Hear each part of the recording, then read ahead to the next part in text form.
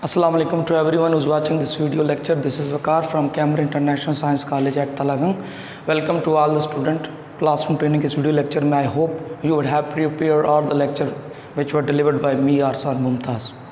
Dear student, we have already covered one modal verb, two modal verb, can and could. Right now I'm going to talk about another verb, another modal verb which is known as the name of should, जो कि किसके नाम से जाना चाहता है, should, which is very important modal verb. If we talk about this modal verb is very important.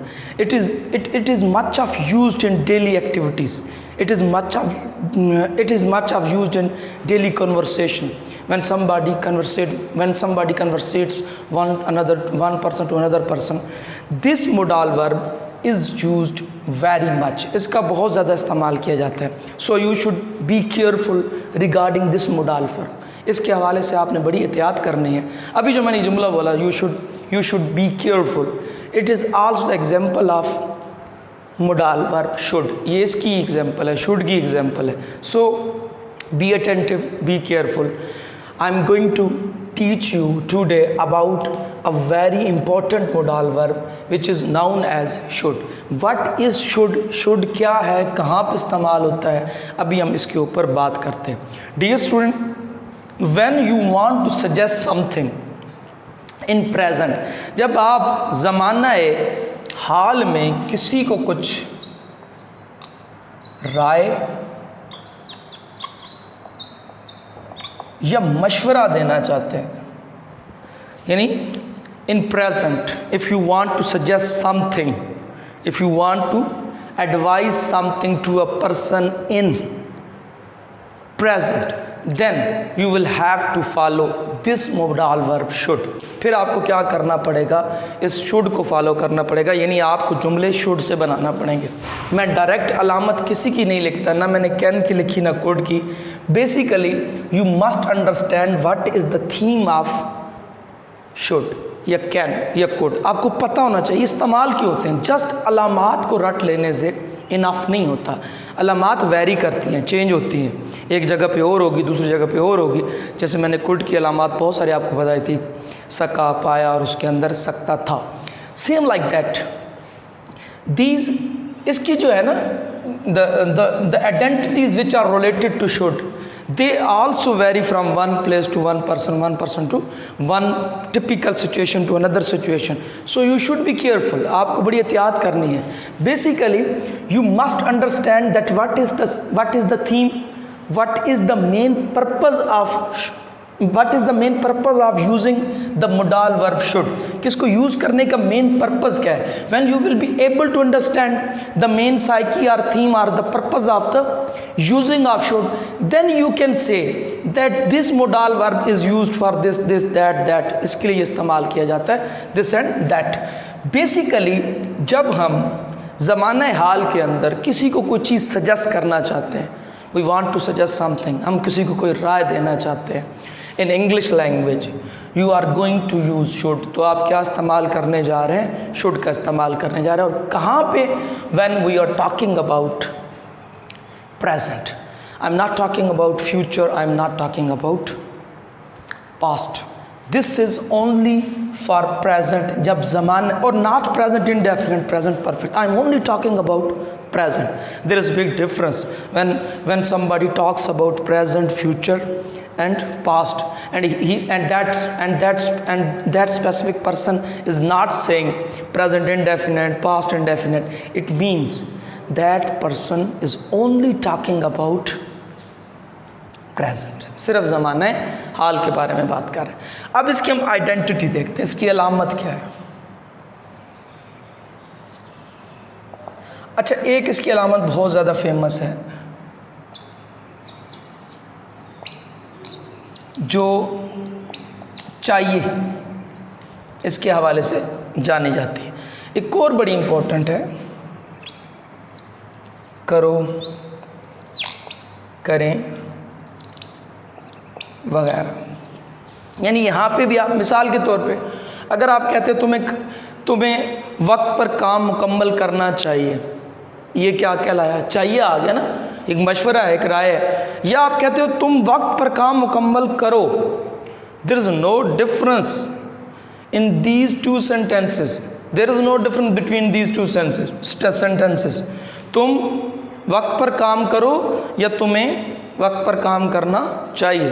Pakistan को अपने जो मौजूदा वसाइल हैं उन पर भरोसा करना चाहिए, या हम कहते हैं पाकिस्तान अपने मौजूदा वसाइल के ऊपर भरोसा करे।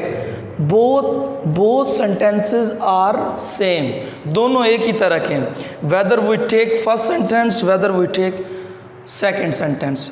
The psyche, the theme, the purpose of both sentence is equal to same level, दोनों का एक ही लेवल है, there is no difference.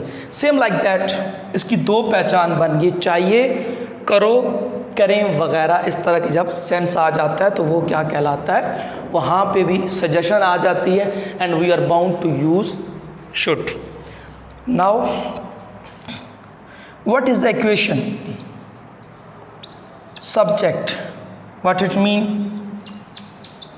with every subject, हर सब्जेक्ट के साथ, whether we are talking about he, she, it, aslam, akram, singular, plural, whatsoever is the subject, you are going to use should। आपने हर subject के साथ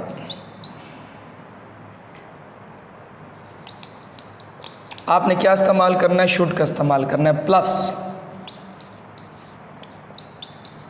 verb की first form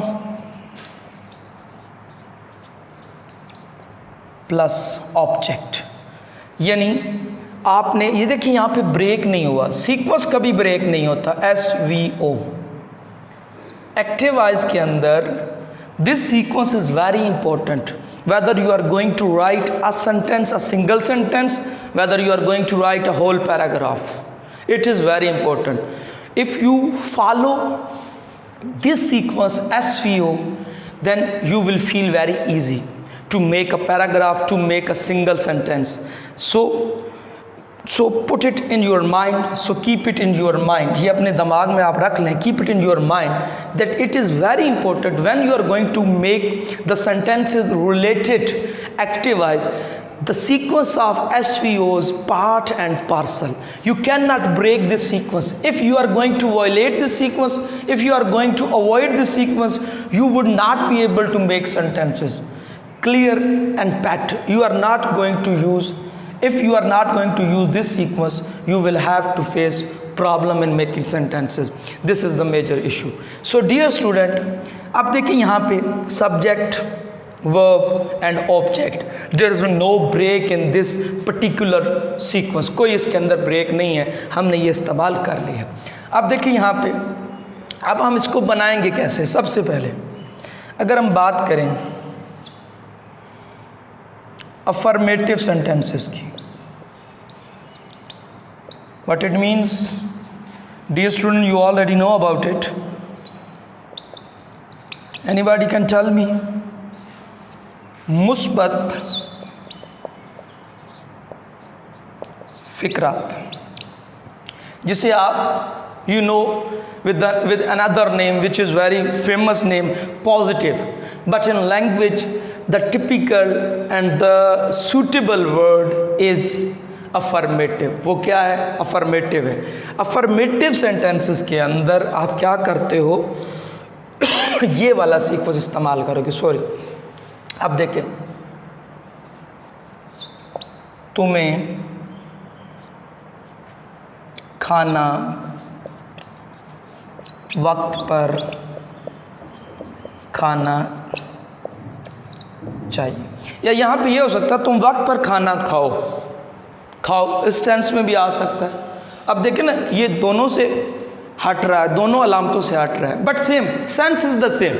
देखें ना, basically you must understand that what is the sense of the sentence, sentence का sense क्या है, then you will be able to locate that particular sentence is related to can, could, might, may, should, would, have, has, had, etc. Basically the main and the key thing is that you would have to understand that what is the sense of the particular sentence, कि उसका sense क्या है। अब तुम खाना वक्त पर, या तुम्हें खाना वक्त पर खाना चाहिए, या तुम खाना वक्त पर खाओ, both are the same thing, दोनों एक ही चीज़ है। अब ये कैसे बनेगा, सबसे पहले आपने देखना है वर्ब क्या है, खाना, कौन है खाने वाला, तुम्हें, किस चीज़ को, खाने को। अब subject, verb and object are indicated right now by me in this particular sentence. आप देख सकते हैं मैंने इन सबको इंडिकेट कर दिया। Now I am going to make this sentence in form of active voice according to rule of SVO। सबसे पहले सब्जेक्ट क्या है, तुम्हें, यू, क्लियर हो गया, प्लस क्या आ गया, I have already told you, and it is also written in this equation that with every subject you are going to use, ये आपका सब्जेक्ट हो गया, और with every subject, और ये क्या है, इसको हम मोडाल वर्ब कहते हैं या ऑक्सिलरी वर्ब कहते हैं in English language.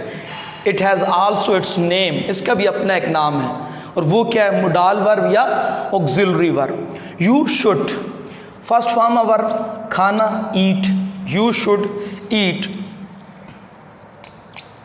meal, it's not food, there is difference between meal and food.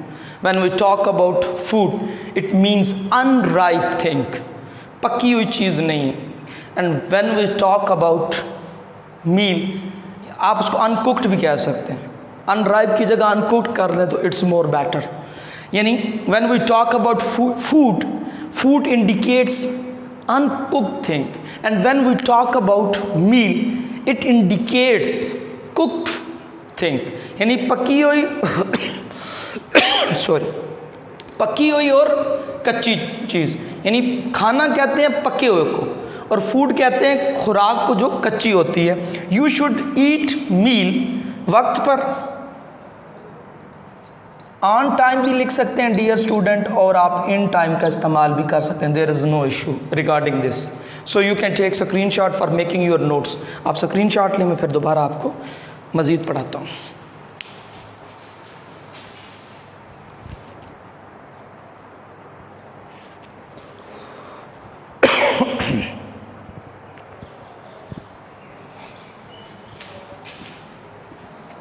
Dear students, screenshot ले लिया। As you know that weather is changing day by day, so I am also feeling cough, मुझे खांसी महसूस हो रही है, so disturbance के लिए sorry, मौसम की तब्दीली की वजह से तो little bit I am feeling cough। अच्छा स्टूडेंट, हम बात कर रहे हैं अफर्मेटिव की, एक और जुमला लेते हैं। मुझे सुबह सवेरे उठना या जागना, उठना, देखिए ना, यहाँ अपने आप को एक मशवरा दिया जा रहा है कि मुझे सुबह सवेरे उठना चाहिए। काम कौन सा हो रहा है, उठना, कौन है उठने वाला, मुझे। अब ये बाकी पार्ट सारा का सारा ऑब्जेक्टिव पार्ट है। मुझे, आई हैव ऑलरेडी टोल्ड, सबके साथ शुड आएगा, आई शुड, उठना, गेट अप या अवेक। आई शुड अवेक या आई शुड गेट अप, दोनों का एक ही मतलब है। आई शुड गेट अप और awake early in the morning. I will also clear this concept कि दी क्या होता है, दा क्या होता है।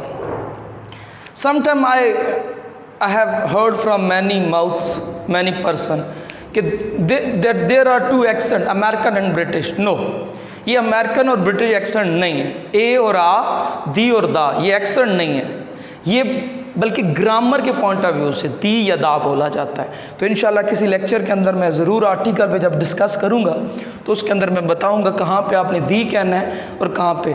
It's not about accent, it's not related to accent, it's related to grammatical structure of the grammatical structure of English language.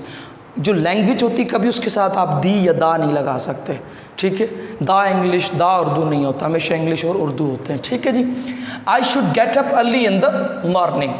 जो बंदा होता है ना ग्रामेटिकली जानता है बातें, उसके लिए स्पोकन के अंदर बहुत ज़्यादा प्रॉब्लम आती है। वो हर चीज़ को ग्रामेटिकली देखता है, तो वो अपने आप को करेक्ट करता रहता है। सम टाइम ऐसा होता है कि मैं बोलते बोलते डबल बोल जाता हूँ, क्योंकि मैं वो समझता हूँ कि जब मैं बोल रहा था तो वो ग्रामेटिकल जो कॉन्सेप्ट था वो थोड़ा पीछे आया, तो फिर मुझे दोबारा वो रिकॉल करना पड़ता है। I should get up early in the morning, यानी मुझे सुबह सवेरे जागना चाहिए। अब डियर स्टूडेंट, यहाँ पे अगर हम नेगेटिव की बात करें, नेगेटिव सेंटेंसेस, नेगेटिव सेंटेंसेस कौन से होते हैं? नफ़ी फ़िक्रात, ना कि मनफी। मनफी माइनस ये मैथ में होता है, इन उर्दू हम क्या कहते हैं? नफ़ी फ़िक्रात, यानी बात की हम क्या करते हैं? उसकी निगेशन करते हैं, उसकी नफ़ी करते हैं। तो यहाँ पे बहुत सिंपल है, शुड प्लस नॉट, कोई और काम आपने नहीं करना, जस्ट शुड के साथ नॉट लगा देना है। उन्हें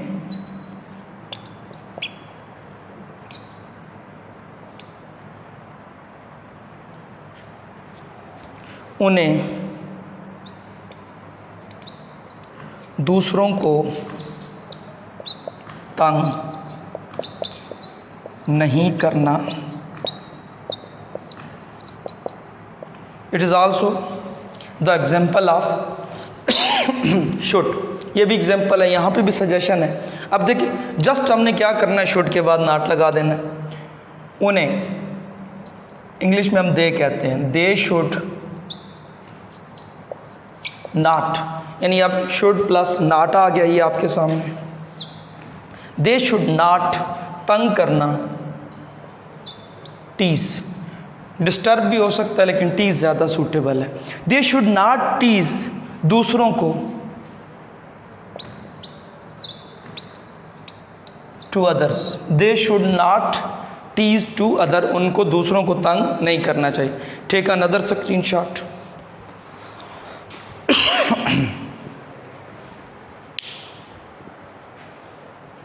जी स्टूडेंट, ले लिए स्क्रीनशॉट आपने। Now we are moving towards final topic which is known as interrogative, not interrogative.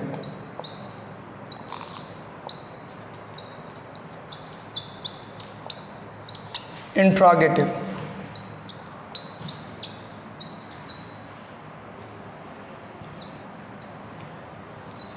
Interrogative हम कहते हैं सवालिया।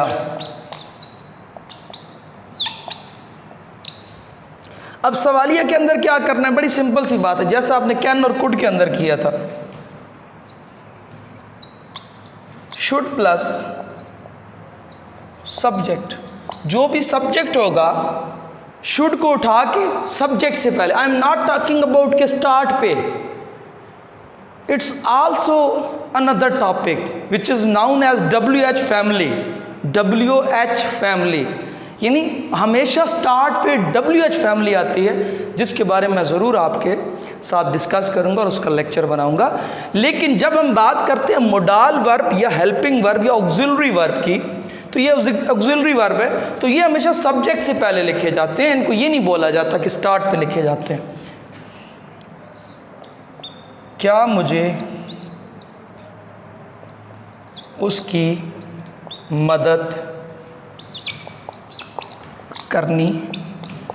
ये एक बंदा किसी और से मशवरा मांग रहा है, मशवरा मैं आपसे मांग रहा हूँ, क्या मुझे उसकी मदद करनी चाहिए? अब क्या आ गया? तो डियर स्टूडेंट, शुड स्टार्ट पे आ जाएगा। शुड, मुझे, आई, सीक्वेंस वही रहेगा SVO। Should I, first form of verb help, उसकी, हिम, और क्या आ गया? Question mark. क्या हमें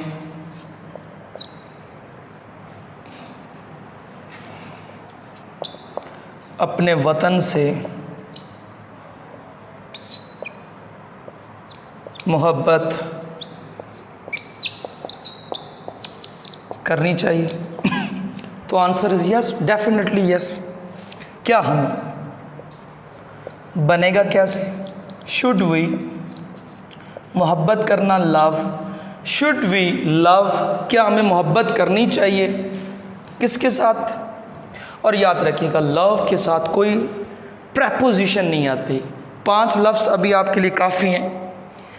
ये 5 वर्ड यहाँ पे भी आ जाएं, इनके साथ कोई प्रेपोजिशन नहीं लगानी। इन्फॉर्म, अटैक, लव, कंट्रोल, ये 4 है। अब एक मेरे माइंड में नहीं आ रहा, ठीक है।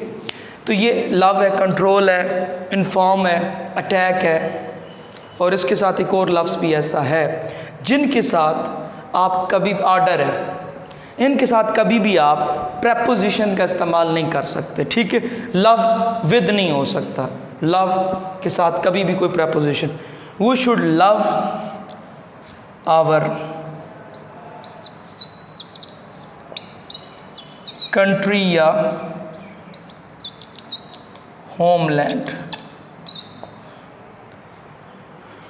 We should love our country और होमलैंड। तो डियर स्टूडेंट, आई होप कि ये टॉपिक आपने अच्छी तरह से समझा होगा। You would have this topic, you would have understood this topic very well according to my hope, according to my expectation. Dear student, अपना ख्याल रखिएगा, अपने घर वालों का ख्याल रखिएगा, इसके नोट्स बनाने की कोशिश कीजिएगा। शुक्रिया।